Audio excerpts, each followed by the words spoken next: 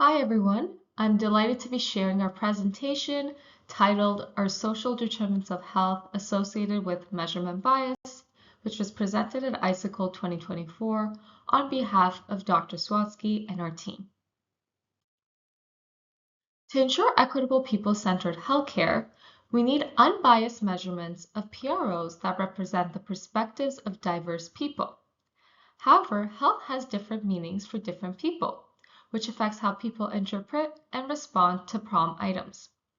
A large body of research has confirmed that people's interpretation of and responses to these standardized questionnaires are differentially influenced by the intersection of social determinants of health, such as age, sex, gender identity, and cultural beliefs. Currently, most prompts are intended for the average person, and responses are treated as having the same meaning for everyone. In this situation, prompt scores will be biased and not directly comparable across individuals or groups, thereby contributing error or unexplained variance in our measurements. The work presented today is part of an overarching project focused on developing and evaluating an equitable people-centered health measurement methodology by integrating information about social determinants of health into a mixture computer adaptive test, known as the mixture CAT. Social determinants of health refers to the conditions and the environments where people are born, live, learn, work, play, worship, and age that affect a wide range of health, functioning, and quality of life outcomes and risks. For today's presentation, we are focusing on the measurement of pain. Our objectives are first to examine heterogeneity in responses to problem items for measuring pain. Second, to assess measurement bias by comparing the estimation of PRO scores when ignoring heterogeneity versus when accommodating for heterogeneity. And third, to determine whether social determinants of health are associated with these differences, i.e. measurement bias. Our analytical approach involved 4 steps. First, we applied item response theory to establish a unidimensional measurement model based on the 2-parameter graded response model. Second, we applied latent variable mixture models by adding latent classes to the graded response model. This was done to determine whether there's evidence of heterogeneity in the PRO item responses. We did this by determining whether the addition of latent classes led to a model that better represented the item responses. Having determined the number of latent classes, the third step was to determine the extent to which heterogeneity led to differences in the estimation of PRO scores. We did this by comparing the estimated PRO scores of the graded response model, so ignoring heterogeneity, to the PRO scores of the latent variable mixture model, so accommodating for heterogeneity. And finally, we regressed the differences in estimated PRO scores of the 2 models on social determinants of health as to determine whether these differences are associated with measurement bias. Here's a heuristic overview of the latent variable mixture model, which was specified as unidimensional item response theory model, with the addition of latent classes that represent heterogeneity in the responses to the items. Such heterogeneity may be due to differences in social determinants of health, which is the focus of this current analysis, as well as other individual differences such as health condition, healthcare experiences, and health perceptions, which influence how people interpret and respond to questions. In this model, the conventional IRT measurement model parameters, that is difficulty and discrimination parameters, are moderated by the latent classes.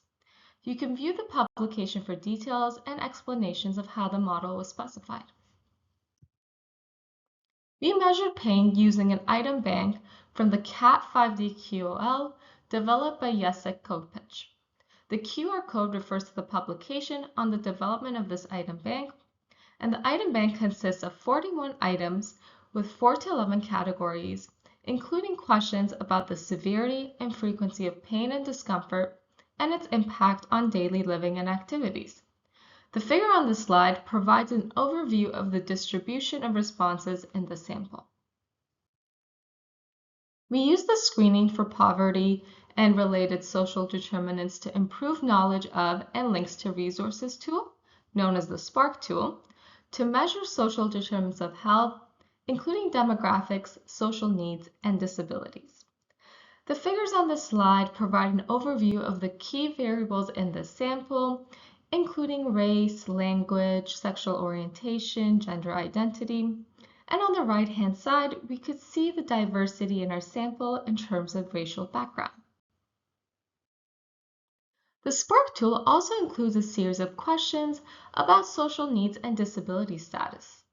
The figures on the slide provide a summary of the distribution of responses to these questions in the current sample. For example, the most prevalent social needs were social support, food insecurity, and basic needs.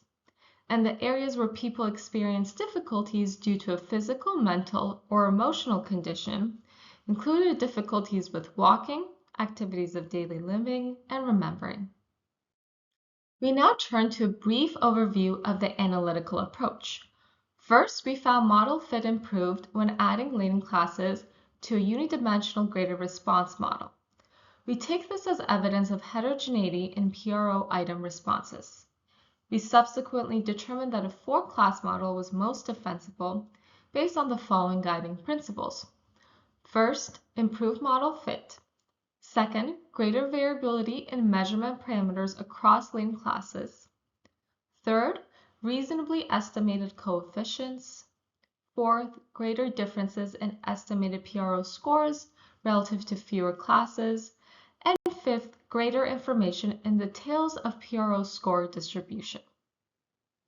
We subsequently assessed the difference in estimated PRO scores based on the 4-class model, so the one accommodating for heterogeneity, and the 1-class model, so assuming no heterogeneity.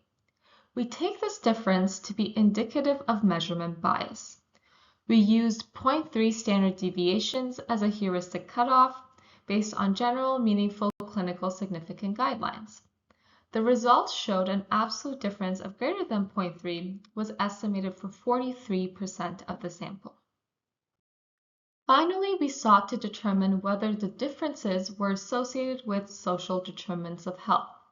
We did this by conducting a multivariate logistic regression with all social determinants of health as independent variables and a dependent variable being bias versus no bias.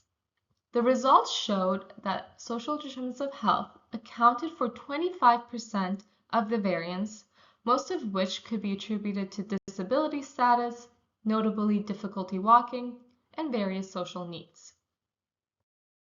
Overall, the results are consistent with the premise that we cannot assume psychometric measures of PROs to be invariant in heterogeneous populations. The results extend our ongoing program of research on the use of latent variable mixture models to examine heterogeneity in responses to PRO items, and to adjust estimation of PRO scores in heterogeneous populations. The results from this analysis suggest that social determinants of health are associated with differences in the estimation of pain scores, and we take this to be indicative of measurement bias. The implication is that ignoring such differences can lead to some people's perspectives of their pain being misrepresented, which can in turn perpetuate health inequities. We therefore recommend equitable approaches to people-centered health measurement that do not assume responses to the same questions as having the same meaning for all people, allow for different questions to be asked of different people, and allow tailored scoring algorithms that accommodate differences in how people interpret and respond to the questions. Thank you for listening to our presentation. If you're interested in our research program, please feel free to visit our website, healthyqol.com. And if you have any further questions, please feel free to reach out to Dr. Sawatzky.